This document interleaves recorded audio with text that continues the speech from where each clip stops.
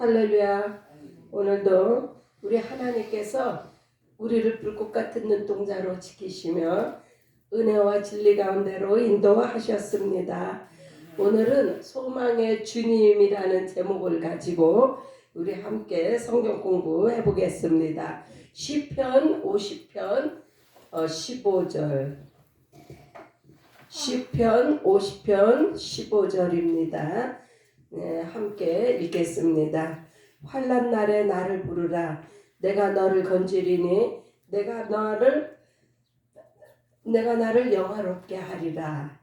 다시 한번 읽습니다. 환난 날에 나를 부르라.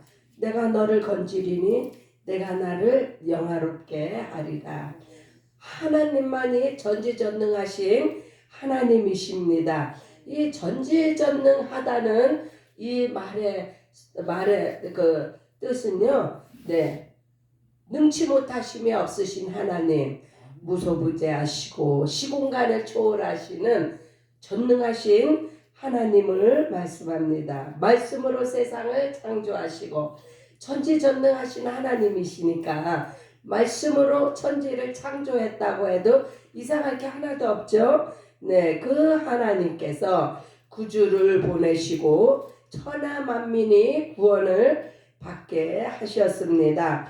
로마서 8장 19절에 피조물이 고대하는 바는 하나님의 아들들이 나타나는 것이라. 모세를 통해서 율법을 주셨지만 구원의 법이 아닙니다. 율법으로는 다만 죄를 깨닫게 하려 하심이라. 로마서 3장 20절. 그러므로 율법의 행위로 그의 앞에 의롭다 하심을 얻을 육체가 없나니 율법으로는 죄를 깨달음이라. 그렇습니다. 이방인들이 이 세상만 보고 살다가 죽을 때 절망하며 슬퍼하는 것이 바로 사람의 운명인데, 히브리서 2장 15절에 또 죽기를 무서함으로 일생에 매어 종노릇하는 모든 자들을 놓아주려 하심이니, 이 운명을 바꿔주신 분이 바로 우리 구주 예수 그리스도이시며 예수의 보혈입니다. 이스라엘이 다윗의 영광을 보고 솔로몬의 성전을 누렸지만 예수께서 이 땅에 오실 때에는 아무것도 남지 않은 절망 가운데 있었습니다. 그것이 바로 말라기에 잘 표현이 되어지고 있습니다. 말라기는요, 구약의 마지막 책인데 하나님은요, 한 번도 이스라엘 백성에게서 눈을 떼신 적이 없습니다. 그러나 말라기에는 이렇게 이야기를 합니다.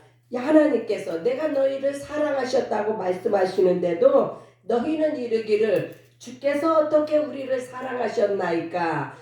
말라기 때에는요, 하나님이 보이지가 않았어요. 왜냐하면 그들의 죄악과 부패함으로 말미암아 하나님을 볼 수가 없었습니다. 이 세상에서는 아브라함의 자손들이나 이방인이나 스스로 살 수 없는 존재임을 고백할 수밖에 없었습니다. 우리의 죄악으로 말미암아. 그래서 그 절망을 내 힘으로는 벗어날 수 없는 우리가 내가 죄인입니다라는 고백이 필요했습니다. 그것은요, 아브라함의 자손이나 이방인이나 다 매 한 가지였습니다. 시편, 또 우리가 시편을 봅니다. 시편 2편 7절로 내가 영을 전하노라. 하나님께서 내게 이르시되 너는 내 아들이라. 오늘날 내가 너를 낳았도다. 내게 구하라. 내가 열방을 유업으로 주리니 내 소유가 땅끝까지 이르리로다.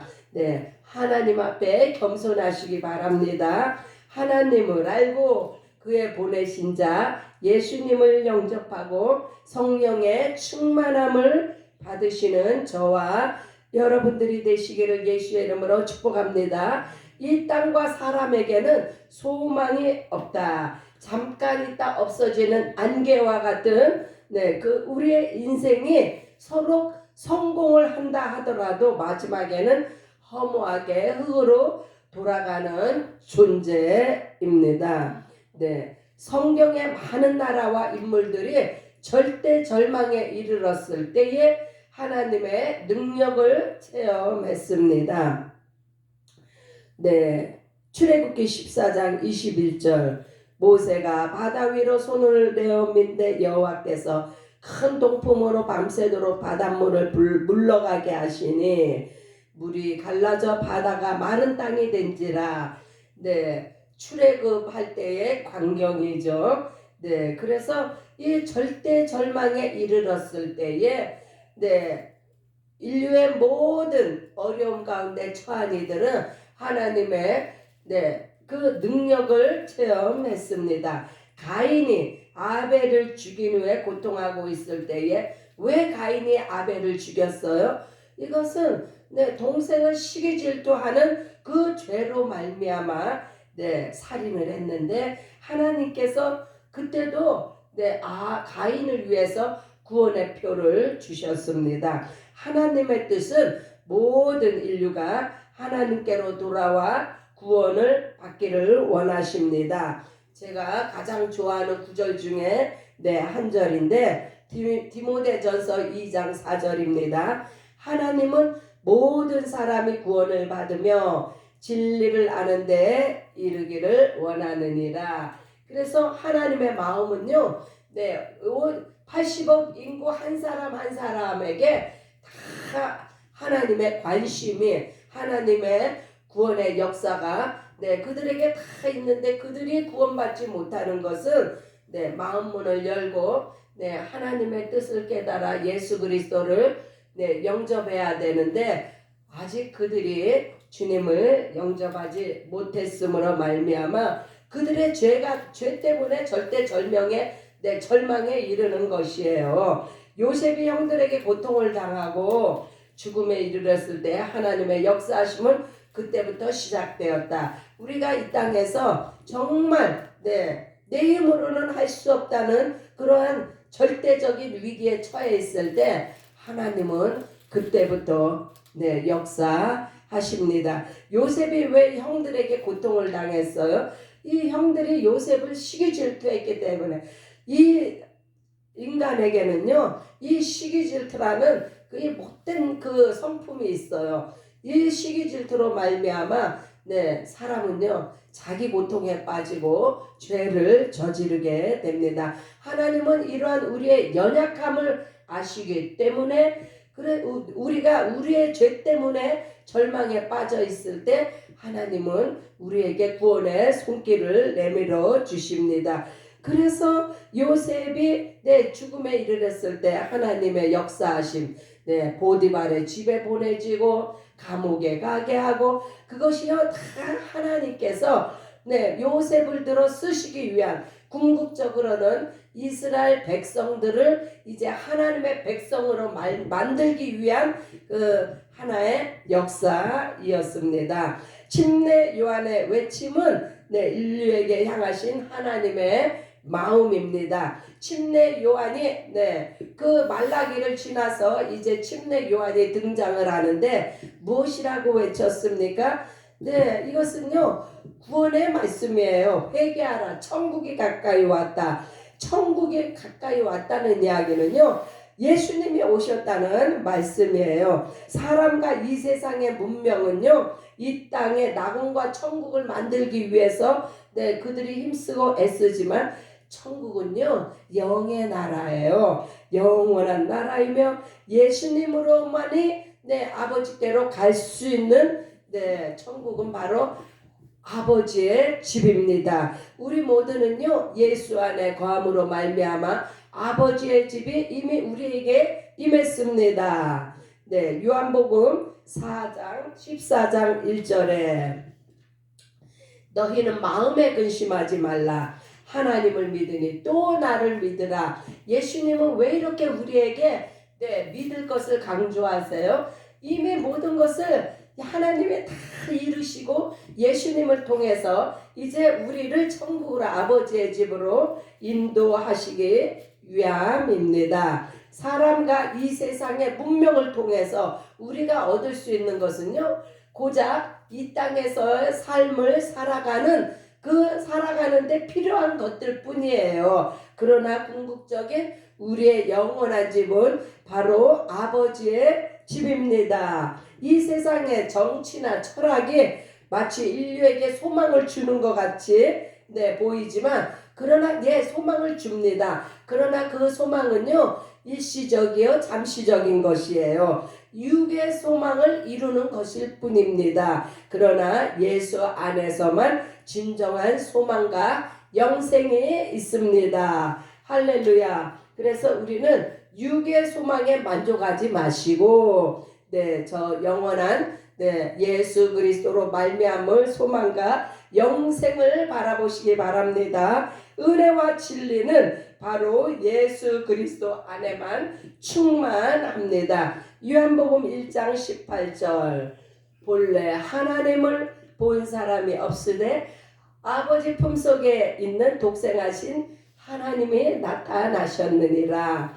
은혜는요, 모든 인류의 연약함과 죄를 대속하신 것이요, 하나님께서 우리 안에 거하심으로 자유함을 누리는 것입니다. 그래서 예수님 이전에 그 어떠한 것도 우리에게 자유를 주지 못했어요. 우리를 속박하고 구속하고, 그래서 예수님이 오죽하면 수고하고 무거운 짐진 자들아 다 내게로 오라. 우리 인류에게는요, 각자 자기에게 그 주어진 그 수고하고 무거운 짐이 있습니다. 예수님은 그러한 수고하고 무거운 짐으로부터 우리를 자유케 하시려고 우리에게 오셨습니다. 겸손한 자가 은혜를 받으며, 이 은혜를 받는 자만이 이 수고하고 무거운 짐 대신에 은혜가 우리에게 임했으니 얼마나 자유하겠습니까? 그러나 이 은혜를 누가 받느냐?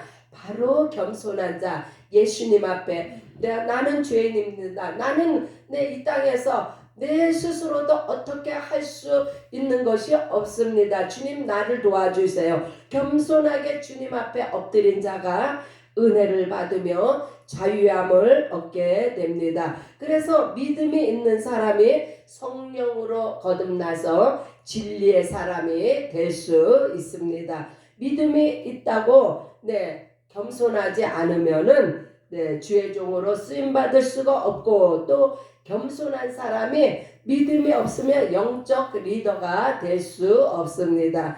이게요, 신앙생활의 원리예요. 그래서 믿음과 겸손은요, 항상 함께 갑니다. 믿음이 있는데 겸손이 없으면요, 하나님의 일을 할 수가 없어요. 그 믿음으로 아무것도 할 수가 없는 그 믿음은 바로 죽은 믿음이라고 합니다. 그래서 반드시 나에게 주신 믿음을 이 믿음을 주님 앞에 겸손함으로 나아갈 때 하나님께서 우리를 종으로도 쓰시고 영적 리더로도 사용을 하십니다. 절대 절망에 이르렀을 때에 겸손히 무릎 꿇고 전지전능하신 하나님 아버지께 예수 이름으로 기도하시기 바랍니다. 하나님께서는 우리의 기도에 응답하시며 크고 비밀한 것을 알게 하셨습니다. 이 크고 비밀한 것이 무엇이냐? 바로 예수 그리스도의 세계예요. 예수님의 비밀은 바로 교회에 있는데 이 교회의 비밀을 깨닫게 해 주신다는 말씀입니다. 누구에게요? 기도하는 자에게. 하갈이 주인에게 쫓겨나고 절망했을 때에 하나님께서 살 수 있는 길을 열어주셨습니다. 하갈이 누구예요? 바로 사라의 몸종 아닙니까? 그러나 왜 하갈이 주인에게 쫓겨나요? 주인은 갖지 못하는 그 아이를 임신을 하고 나니까 하갈이 얼마나 그 교만이 충천했는지 그래서 그 아들을 낳고 나서 더 이상 사라가 볼 수가 없어서 그 하갈과 그 이스마엘을 쫓아냈어요. 그러나 하나님은 그러한 자기의 죄로 인해서 쫓겨난 그 하갈과 이스마엘에게조차도 은혜를 베푸셔서 살 수 있는 길을 열어 주셨습니다. 히스기야 왕이 절망하고 겸손히 기도했을 때 15년의 수명을 다. 히스기야는 또 누굽니까? 히스기야는요 유다의 아주 의로운 왕이었어요. 그러나 저가 하나님으로부터 은혜를 받아서 크게 부하게 되었을 때에 마음에 교만이 들어가지고 하나님이 베풀어 주신 그 모든 부를 적군한테 다 보여주는 거예요. 얼마나 인간은요, 그래서 선줄로 생각하는 자는 넘어질까 조심하라고 했어요.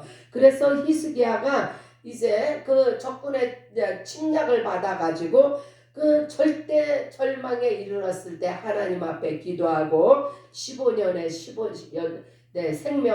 수명을 연장 받았습니다. 엘리야가 죽기를 구하고 고통할 때에 까마귀를 통해서 또 살 길을 열어주셨는데 이 엘리야는요 정말 이스라엘의 선지자 중에 선지자예요.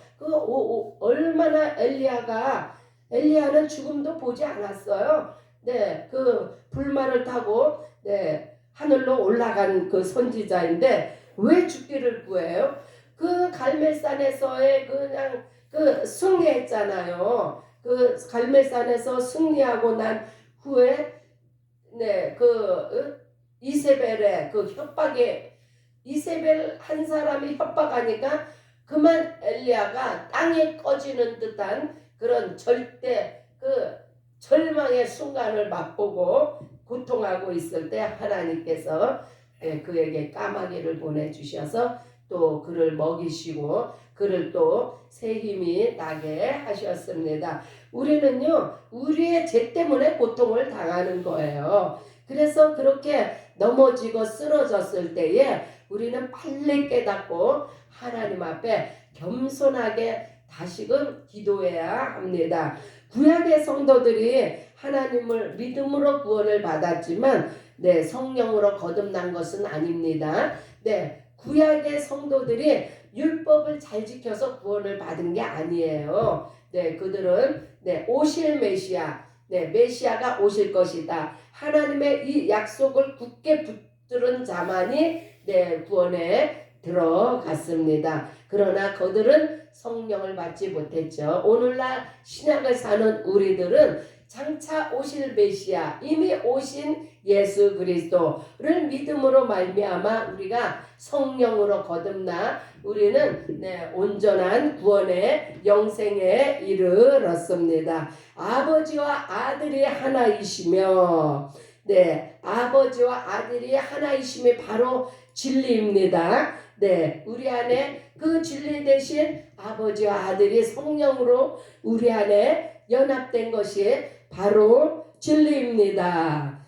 오히려 이방인들이 영생의 자녀로 거듭난 것은 아브라함의 자손들이 교만하고 이방인이 절대 절망에 이르러 예수님을 영접하게 되었습니다. 이방인이라 하면요 이스라엘 외에는 다 이방인이에요. 하나님께서 먼저 이스라엘을 택하시고 그 이스라엘 백성들을 하나님께서 보존하시고 4,000년의 기간 동안 보존하시고 인도하시는 것은 그 이스라엘 백성들을 통해서 바로 하나님의 아들 예수 그리스도가 이 땅에 오셨습니다.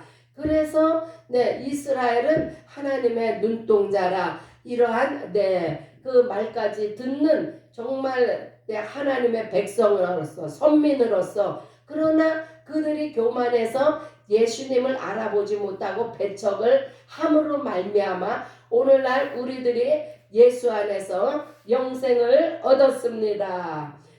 절대 절망에 이르렀을 때 오히려 기뻐하며 감사하시기 바랍니다. 절대 소망이신 예수께서 우리의 심령에 놓고 하시는 시간입니다. 그래서 내가 넘어지고 쓰러지고 너무 힘든 상황 가운데 있을 때 그때야말로 우리의 심령의 문을 열 때입니다. 예수님이 계시록에 말씀하십니다. 자, 뭐라고 말씀하셨나? 네, 한번 우리 성경을 봅니다. 계시록 3장 20절 볼지어다 내가 문 밖에 서서 두드리노니 누구든지 내 음성을 듣고 문을 열면 내가 그에게로 들어가 그로 더불어 먹고 그는 나로 더불어 먹으리라. 네, 얼마나 이 말씀을 들을 때요 우리가 그냥 아유 추상적으로 아유 그 예수님이 그러셨구나 이러면요 나하고 상관이 없어요. 내가 마음문을 열었을 때 예수님께서 내 안에 들어오시고 나로 말미암아 나와 함께 먹고 마신다는 이 상상을 해보세요. 이게요 그냥 글 속에 있는 소설 같은 얘기가 아니라 실제 상황입니다. 예수님이 나와 더불어 먹고 마시는 이 은혜에 감격하시는 오늘 하루가 되시기 바랍니다. 이 세상이나 나 자신을 보면요 절망할 것밖에 없지만 전지전능하신 하나님께서 나를 불쌍히 여기시고 사랑하심을 알고 기뻐하시기 바랍니다. 할렐루야. 내가 병중에 있어요. 기뻐할 수 없어요. 그러나 그럼에도 불구하고 내가 하나님께서 나를 자녀 삼아 주시고 하나님께서 내게 은혜를 베풀어 주셨고 지금도 베풀어 주시는 것이 지금도 계속 연장이에요. 연속이에요. 한 번 베풀어 주시고 끝난 것이 아닙니다. 끝까지 나를 상관하시고 나를 인도하시는 그 하나님의 은혜를 우리가 기뻐하자는 말씀입니다. 그래서 하나님의 사랑 안에 거하는 자는 하나님의 행하심을 기뻐하며 찬양합니다. 하나님만이 나의 생명이며 영원한 소망이 되십니다. 오늘도 이와 같이 소망의 말씀을 듣고 정말 하나님을 기뻐하는 그러한 우리는요 이 아침에도 정말 우리가 진심에서 나오는 찬양을 드리며 심령을 다하여 하나님 앞에 기도할 수 있는 원동력이 됩니다. 이 세상과 나 자신을 버리고 나를 보면요 절망이에요. 나를 보면요 어떠한 소망도 없어요. 그러나 우리가 오늘도 우리를 사랑의 모습으로 바라보시고 사랑하시는 그 주님을 생각하며 오직 예수 그리스도의 제자로서 주님만을 따라가시기를 예수의 이름으로 축복합니다. 할렐루야. 우리 이 시간 함께 기도하기 원합니다. 기도하실 때 하나님 나를 버려두지 마세요. 우리는 하나님이 없으면 이 땅에 아무런 소망이 없습니다. 주님만이 나의 소망이시요 주님만이 나의 전부가 되십니다. 라는 고백과 함께 기도하는 시간을 갖겠습니다. 기도하시겠습니다.